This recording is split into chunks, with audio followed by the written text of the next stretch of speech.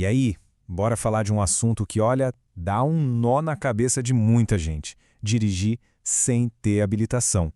Parece uma coisa simples, né? Mas a verdade é que o buraco é bem mais embaixo. Vamos entender juntos como é que funciona essa história toda.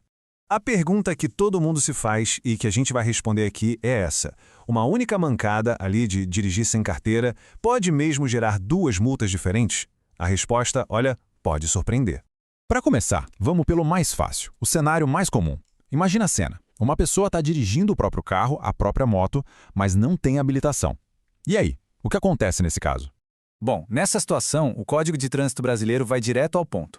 A pessoa comete uma única infração, que está lá no artigo 162, dirigir sem ter CNH, sem permissão, sem nada. Simples assim. Uma ação, uma penalidade. Só que essa penalidade não é leve, não. A infração é considerada gravíssima. Isso significa uma multa de R$ 880,41. É uma grana, né? Isso por uma única infração. Mas, e se o veículo não pertencer a quem está dirigindo? É aqui que a conversa muda de figura. Pensa só, a pessoa sem habilitação está no volante do carro de um parente, de um amigo, enfim, de outra pessoa.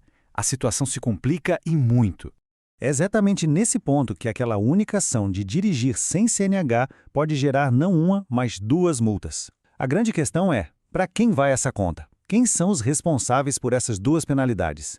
Vamos detalhar isso agora para não ficar nenhuma dúvida de como a responsabilidade é dividida. Sim, são duas multas aplicadas para duas pessoas diferentes e tudo por causa da mesma abordagem na fiscalização.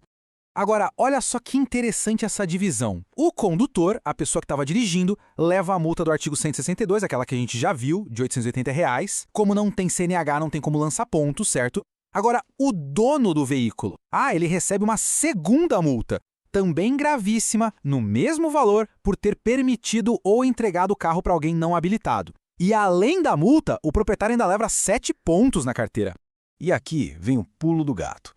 Apesar de as multas serem para pessoas diferentes, a lei joga a responsabilidade do pagamento das duas para o proprietário do veículo.